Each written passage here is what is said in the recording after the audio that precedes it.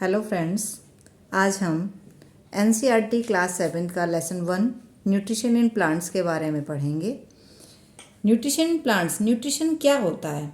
Nutrition यही है कि वे प्रोसेस जिसके द्वारा हम फूड को अपने अंदर लेते हैं और उसके सभी कंपोनेंट्स, सभी न्यूट्रिएंट्स को अपने बॉडी के द्वारा यूटिलाइज करते हैं, वही न्यूट्रिशन कहलाता है। फूड को बॉडी के अंदर लेना और उनको अपने उसके कंपोनेंट्स को अपनी बॉडी के द्वारा यूटिलाइज करना, वही हमारा न्यूट्रिशन कहलाता है। अब हम न्यूट्रिशन में देखते हैं कि कुछ न्यूट्रिएंट्स भी होते हैं। क्या होते हैं? न्यूट्रिएंट्स होते हैं। न्यूट्रिएंट्स कौन कौन से होते हैं हमारे? Number 1 carbohydrate, number 2 fat, number 3 proteins, number 4 vitamins, number 5 minerals. ठीक है, ये हमारे क्या हैं? न्यूट्रिएंट्स हैं, यानी वे कंपोनेंट्स जिनकी हमारी बॉडी को ज़रूरत होती है। इनकी कमी से भी हमें बहुत सारी समस्याएं पैदा हो जाती हैं और इनकी अधिकता से भी, इनकी ज़्यादा मात्रा में लेने से भी हमारी बॉडी में बहुत सारी प्रॉब्लम्स क्रिएट हो जाती हैं।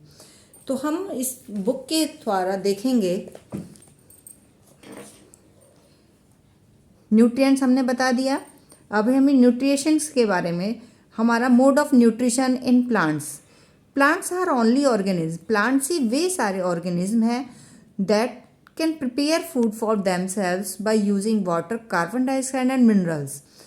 प्लांट्स ही वे ऑर्गेनिज्म है जो अपने खाने को खुद बनाते हैं पानी, कार्बन डाइऑक्साइड और मिनरल्स के द्वारा। The raw materials are present in their surroundings.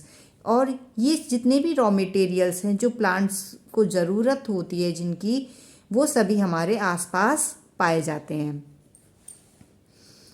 The nutrients enables living organisms to build their bodies, to grow, to repair damaged parts of their bodies and provide the energy to carry out life process. ये nutrients सभी living organism के द्वारा ज़रूरत होती है body को build करने के लिए, बनाने के लिए, बॉडी को ग्रो करने के लिए और हमारी बॉडी के जितने भी डैमेज पार्ट्स हैं उनको रिपेयर करने के लिए और अपनी लाइफ प्रोसेस को चलाने के लिए जो बॉडी को एनर्जी की ज़रूरत होती है, वो सब के लिए न्यूट्रिएंट्स की ज़रूरत होती है। Nutrition is the mode of the taking food by an organism. Nutrition एक ऑर्गेनिज्म के द्वारा एक खाना लेने की प्रोसेस है and it's utilisations by the body, और बॉडी के द्वारा उसको यूटिलाइज करने की प्रोसेस क्या कहलाती है? न्यूट्रिशन कहलाती है। The mode of nutrition in which organisms make food themselves from simple substances is called autotrophs. ये न्यूट्रिशन जिन ऑर्गेनिज्म के द्वारा फूड खुद अपना फूड बनाते हैं, जो ऑर्गेनिज्म अपने आप, उन्हें ऑटोट्रॉफ्स कहते हैं। और वे ऑर्गेनिज्म जो अपने खाने को ज़्यादातर किसी न किसी और दूसरी चीज़ों पर डिपेंड रहते हैं अपने खाने के लिए, जैसे कि प्लांट्स पर, वो उनको हेटरोट्रॉप्स कहते हैं। जैसे हम ये कहें कि क्या हम अपना खाना खुद बनाते हैं? नहीं, हम अपना खाना वैसे तो हम खुद ही बनाते हैं, रसोई में हम अपना खाना बनाते हैं, रोटी बनाते हैं, सब्जी बनाते हैं, बाकी सब ठीक है। बट वो सब चीज़ें हमें मिलती कहाँ से हैं? हम जितने भी मसाले हैं सब लाते कहाँ से हैं? जितने भी हमारा रॉ मटेरियल्स है खाना बनाने के लिए, वो हम लाते कहाँ से हैं? वो सब हमारे नमक, मिर्च, मसाले, ये सब चीज़ें हमारी ज़्यादातर हमारे, एक तो भाई नमक को छोड़ दो, बाकी के जीरा, हल्दी, मिर्च और सब्जियां और आटा, दाल, चावल, ये सब रॉ मटेरियल्स हमें किससे मिलता है? प्लांट्स से मिलता है। तो हम कह सकते हैं कि हम डायरेक्टली तो हम प्लांट्स पर डिपेंड नहीं हैं, बट इनडायरेक्टली हम प्लांट्स पर ही डिपेंड हैं। इसलिए हम लोगों को क्या कहेंगे? हेटरोट्रॉप्स कहेंगे। लेकिन प्लांट्स किसी पर डिपेंड नहीं है अपने खाने के लिए, इसलिए उनको ऑटोट्रॉप्स कहते हैं। Now we may ask where the food factories of the plants are located. अब हम क्या क्या देखेंगे कि हमारी फूड फैक्ट्री प्लांट्स की कहाँ होती हैं, प्लांट्स अपने खाना कहाँ बनाता है, whether food is made in all parts of a plant और only in a certain parts, क्या केवल फिक्स पार्ट में ही बनाता है या सभी पार्ट्स में बनाता है। How do plants obtain the raw materials from the surroundings, और वो अपने रॉ मटेरियल्स को अपनी चारों ओर से कैसे लेता है। How do they transport the food factories of the plants, और अपने इस फूड को प्लांट्स में कैसे ट्रांसपोर्ट करता है, उसके बारे में हम थोड़ा आगे डिस्कस कर रहे हैं इसमें। फोटोसिंथेसिस क्या होती है। Food making process in plants, यानी प्लांट्स की फूड मेकिंग प्रोसेस को ही फोटोसिंथेसिस कहते हैं। हमारी अभी हमने ऊपर जो पूछा था वो क्वेश्चंस पुटअप किए जा रहे थे कि प्लांट्स में कहाँ बनता है खाना, तो हमारा उसका जवाब क्या है, leaves are the food factories of the plants.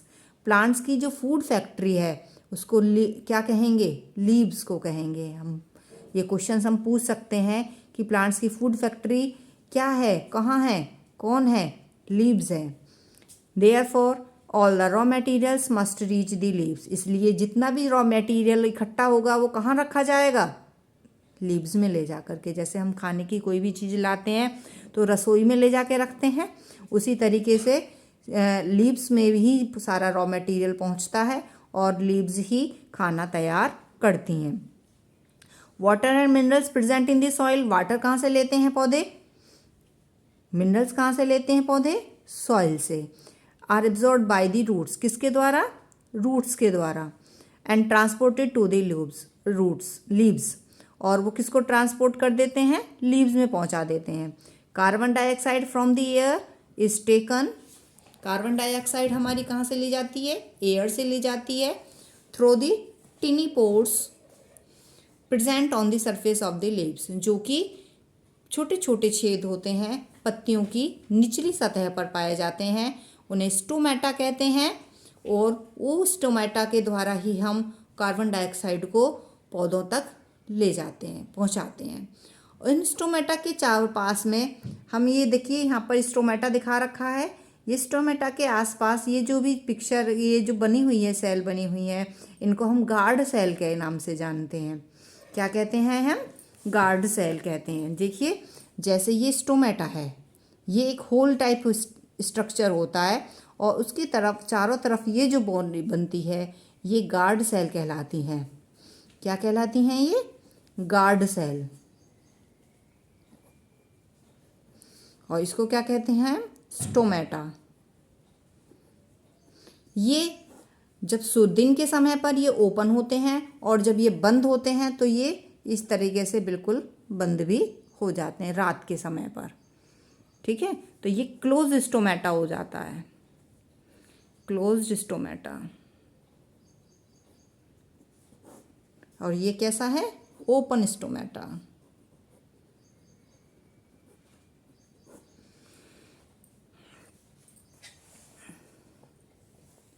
देखिए next, water and minerals are transported to the leaves by the vessels which runs like pipes through the roots. ये रूट्स से कैसे पहुंचते हैं पानी और मिनरल्स हमारे, एक कुछ ऐसी पाइप जैसी स्ट्रक्चर होते हैं, जैसे हमारे घरों में पानी पहुंचता है पाइप के माध्यम से, इसी तरीके से उसमें भी कुछ वेसल्स होती हैं जैसे पाइप होते हैं, इसी तरीके से उनसे ही वो पानी और मिनरल्स पौधों तक पहुंचते हैं, पौधे के अपर पार्ट्स तक पहुंचते हैं, स्टेम तक, ब्रांच तक और लीव्स तक पहुंचते हैं। They form a continuous path और passage for the nutrients to reach the leaves. यही रास्ता उनको लगातार अपने जगह तक पहुंचाता रहता है, उनके जितने भी रॉ मटेरियल्स हैं। दे आर कॉल्ड वेसल्स, उन्हें वेसल्स कहते हैं। और इसके बाद हम देखते हैं कि पत्तियों में कुछ ग्रीन पिगमेंट भी होते हैं जिसको हम क्लोरोफिल के नाम से जानते हैं, और वो हेल्प करते हैं हमारी सनलाइट को कैप्चर करने में। सनलाइट की जो एनर्जी होती है जिसको हम फोटोसिंथेसिस में यूज़ करते हैं, तो वो हमारी लीव्स के द्वारा ही कैप्चर की जाती हैं। The energy is used to synthesize prepare food by carbon dioxide and water since the synthesis of food occurs in the presence of sunlight। और इस सनलाइट की प्रेजेंस में ही हमारा खाना तैयार होता है और इसी प्रोसेस को हम फोटोसिंथेसिस भी कहते हैं। तो हम क्या कह सकते हैं कि हमें फोटोसिंथेसिस के लिए कौन कौन से रॉ मटेरियल्स की ज़रूरत हो गई? Chlorophyll, sunlight, carbon dioxide and water. Clear? यहाँ पर एक थोड़ा सा ये पार्ट दिया है सेल का, तो इसके बारे में देख लीजिए। जैसे कि हमारी बॉडी, जैसे हमारा कोई घर होता है, घर की जो बना होता है देखने में हमें इतना बड़ा दिखाई देता है, लेकिन वो बनता है छोटी छोटी ईंटों से ही।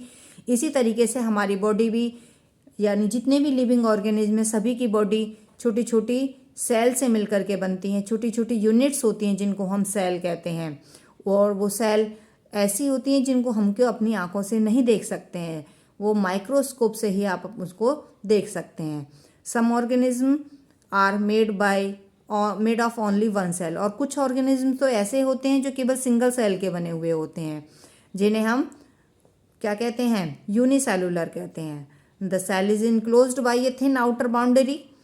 आपने देखा कि ये जो सेल होती हैं एक आउटर बाउंड्री होती है जिसमें थिन लेयर होती है जिसको हम सेल मेम्ब्रेन कहते हैं, और उसके अंदर एक हमारा गोल आकार यानी स्फेरिकल स्ट्रक्चर होता है जिसे हम न्यूक्लियस कहते हैं, और न्यूक्लियस के चारों तरफ भी ये जेल लाइक स्ट्रक्चर भरा हुआ होता है जिसको हम साइटोप्लाज्म कहते हैं। तो ये क्या है? हमारा यूनिट, टिनी यूनिट्स, जिसके द्वारा हमारी बॉडी तैयार होती है, और वो क्या कहलाते हैं? सेल्स कहलाती हैं। Now come to the point, photosynthesis. In the absence of the photosynthesis life would be impossible on the earth. अगर हम देखें कि अगर हमारी प्लांट्स में फोटोसिंथेसिस की प्रोसेस न हो तो क्या आप लाइफ को पॉसिबल समझ सकते हैं कि लाइफ हमारी पॉसिबल है? क्योंकि फोटोसिंथेसिस के द्वारा ही हमारा सारा खाना तैयार होता है, और उसी के द्वारा हमें ऑक्सीजन भी मिलती है। हम देखते हैं कि जो प्रोसेस इसमें दिखाई गई है, और हमने कार्बन डाइऑक्साइड और वाटर के साथ सनलाइट और क्लोरोफिल की प्रेजेंस में कार्बोहाइड्रेट बनता है और ऑक्सीजन बनता है। कार्बोहाइड्रेट, अब आप देखते हैं कार्बन डाइऑक्साइड और वाटर, ये सनलाइट की प्रेजेंस होती है, और क्लोरोफिल।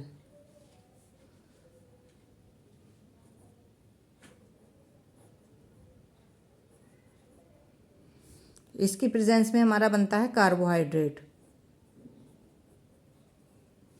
ग्लूकोज की फॉर्म में, और ऑक्सीजन की बनती है। अब हम देखते हैं कि अगर ग्लूकोज भी ना मिले, हमें खाना भी ना बने, तो भी हम भूखे मर जाएंगे, और अगर हमें ऑक्सीजन भी ना मिले तो भी हम जीवित नहीं रह पाएंगे। यानी सभी लिविंग ऑर्गेनिज्म को जीने के लिए, सांस लेने के लिए ऑक्सीजन की ज़रूरत होती है, और ये ऑक्सीजन हमारी फोटोसिंथेसिस की प्रोसेस से ही पौधे बनाते हैं। और बाकी की ये जो हमारे एनवायरनमेंट के अंदर जितनी भी कार्बन डाइऑक्साइड है उसका भी ये यूज़ करते हैं, जो कि कार्बन डाइऑक्साइड हमारे लिए हार्मफुल होती है। अगर हम देखें कि अगर प्लांट्स ना हो तो कार्बन डाइऑक्साइड की मात्रा ज़्यादा हो जाएगी, और अगर तो इसमें सारे में हमारे जितनी भी सराउंडिंग्स हैं, हमारे आसपास में कार्बन डाइऑक्साइड की मात्रा ज़्यादा होने पर हमारा दम घुटने लगेगा, हम सांस अच्छे से नहीं ले पाएंगे, और अगर हमें ऑक्सीजन नहीं मिलेगी तो भी हम सांस नहीं ले पाएंगे, और अगर खाने को नहीं मिलेगा तो भी हम जिंदा नहीं रह पाएंगे। तो हम किसी भी तरीके से डायरेक्ट या इनडायरेक्ट वे किसी भी तरीके से हम देखें तो अगर पौधे ना हों तो हम किसी भी प्रकार से ये नहीं कह सकते कि क्या यहाँ पर जीवन संभव है, नहीं है। That's all. और आगे का चैप्टर हम आगे की अपनी वीडियो में देखेंगे। Please have a nice day.